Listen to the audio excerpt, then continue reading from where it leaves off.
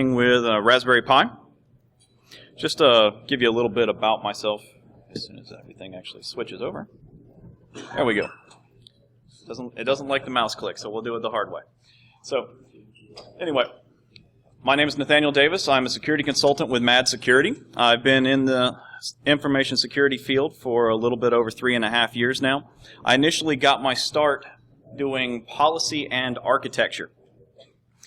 And one of the big things I found was to be able to write quality policy, you actually need to understand some of the threats that are out there so you can actually talk against them. And so I started looking at it and looking at some of these threats, and I realized that the best way to understand them was to actually take the time to... Can't hear me? Okay. All right, then I'll get closer to the microphone. Sorry about that. But one of the things I found was I need to take the time to actually understand what's going on with the different threats that are out there. So I needed a way to practice. And with our current legal environment, you really can't do that safely by going against other people's hardware. So I started looking for a way that I could do it myself. And that's how I came up with the RangeBox concept. Now what the RangeBox is, it's a Raspberry Pi platform that's running Raspbian, host AP, as well as a LAMP web server that hosts vulnerable websites, as well as every time you reboot it, it changes the Wi-Fi passkey. So if you want to actually work against it, you have to break it every single time. It's a new creative challenge on that. Now I recognize that this talk may be a little low level for some people here, so I actually put a challenge into the talk this afternoon, or this morning, and so I'm actually going to turn the device on, and it's going to show up, SSID is going to be live fire, and I have actually hidden a Where's Waldo image in there. So if somebody can actually tell me the title of that image, I've got a copy of my SD card that has the RangeBox image on it and a Wi-Fi dongle to go with it. So basically all you need is a Raspberry Pi after that, plug it in, and you are good to go. One of the great things about it is it's really small and portable. What's the encryption type? Oh, this is actually just a simple web encryption. That's all it is. It's a practice. That is the main purpose behind it, is practice.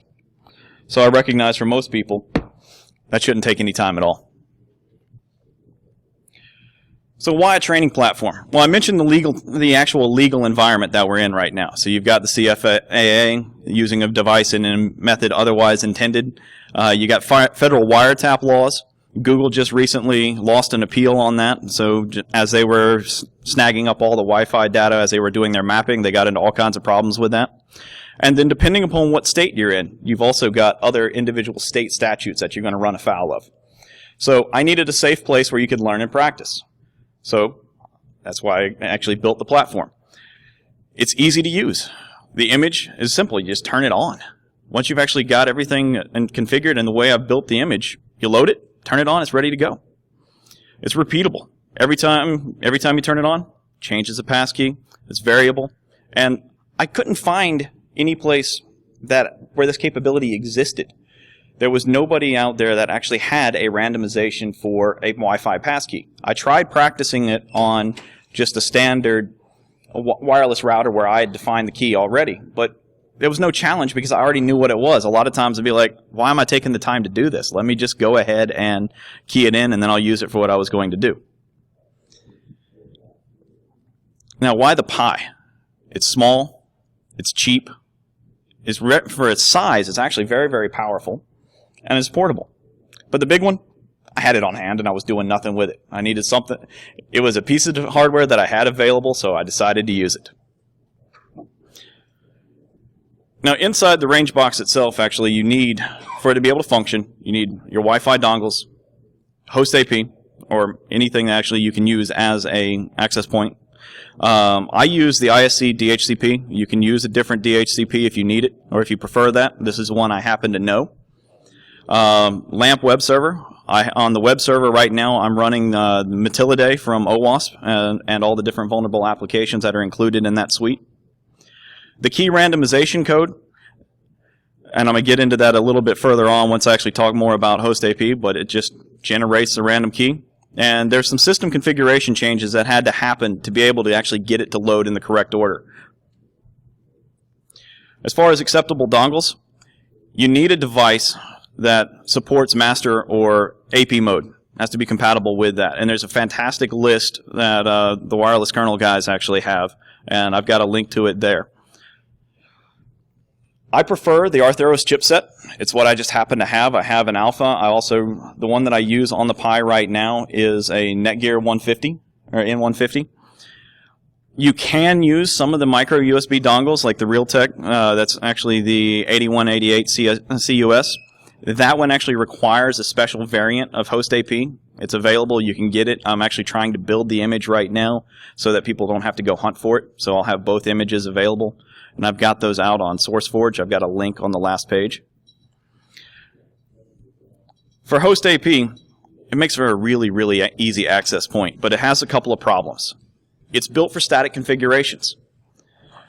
And trying to actually do a random variable that you're calling inside the config, it just doesn't like it.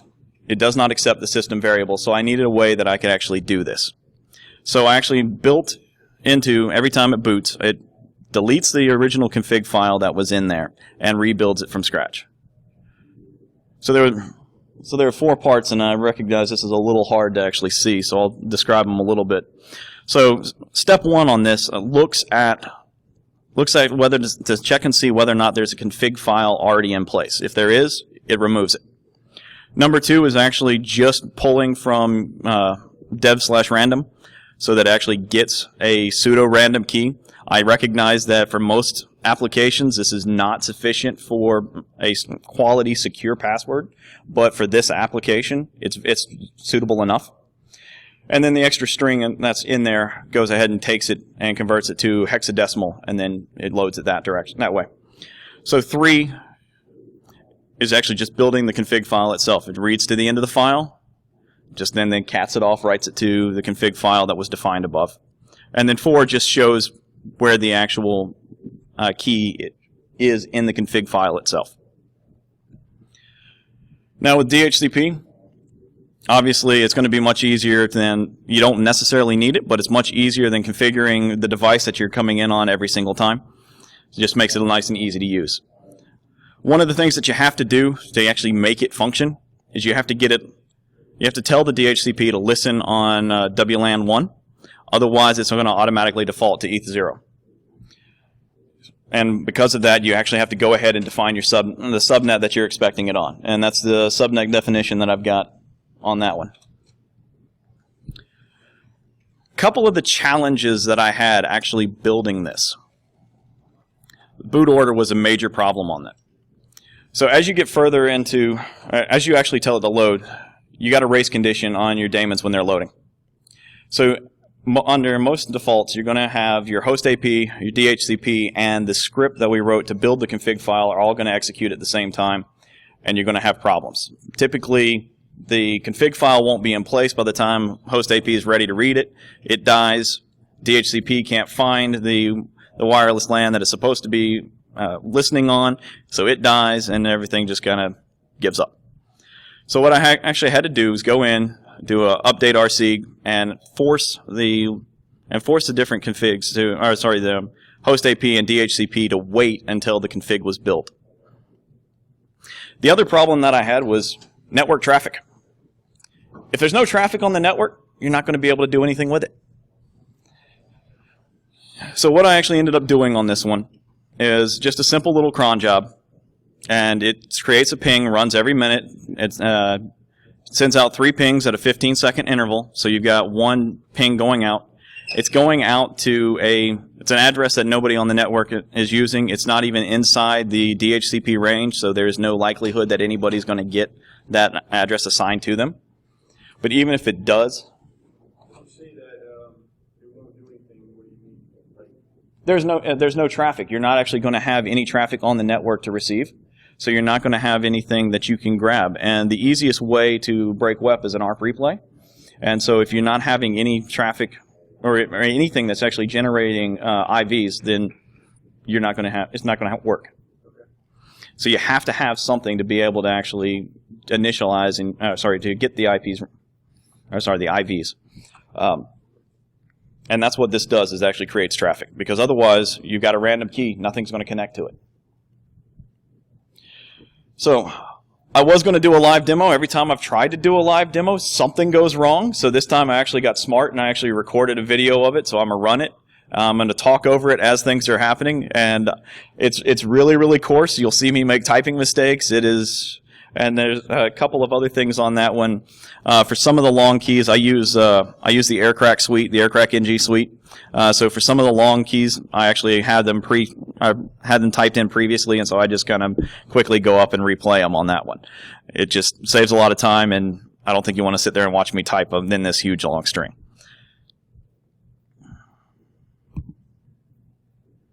Okay, did we actually get, yes. So yeah, I've got 3 different terminals open on this one. The first one is where I'm actually going ahead and just setting up the interface, so I'm going ahead and monitor. And the main reason I'm even showing this is I'm not talking about how to break WEP or how to do anything along those.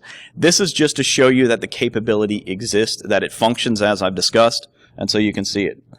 So I've already got it. I've already associated with it on the left side, and now I'm just going to go ahead and monitor and actually get the dump off of it. And you can see that we've got the IVs. One's already shown up, and it's just pecking up the pings. And so now I've actually started the ARP replay on the left side. We're waiting for the next ping to come through. And once it pings, you'll see it. There it goes. So while the ping's running, I'm going to go ahead. I've already got it, and it's going to collect the output.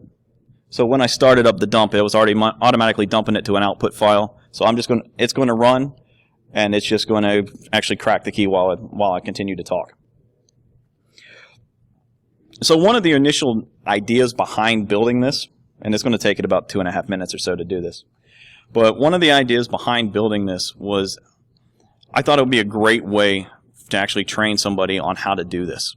So not only for myself to practice on, but for other people to practice on. And one of the future capabilities that I talk about on the next slide, once this portion is done, is you can actually set it up and you can add code into it so you can check to see whether or not something has associated with the device or has authenticated with the device. And there's 2 different steps on that. So you got to, and a lot of people get those confused. Associating is just telling the device, hey, here I am, I want to talk with you, and I'm going to give you the passcode for you to validate. Authenticating is when that passcode has been in fact validated, and then it actually allows you into the network. And so the ARP replay won't work unless you actually associate with the device itself. So if you write a script that's actually going to log the associations and you're in a teaching environment, you can then monitor that as an instructor and say, okay, I've got these different MAC addresses for these different devices. I know which student that is linked with. And so then you can tell, all right, this student has successfully associated, or this student has successfully authenticated based upon the DHCP leases as well as just the information coming off of that. So you can actually use that as a training tool to see what your progress is on the students that you're instructing.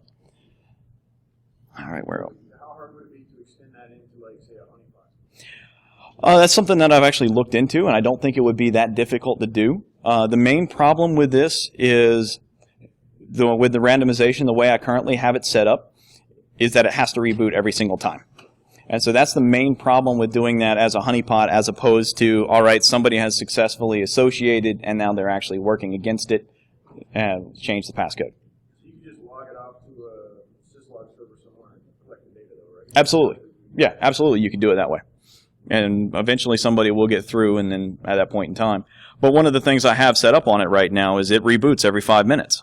So I've got it set with a job in there. So every 5 minutes, it just brings it back up, brand new passcode.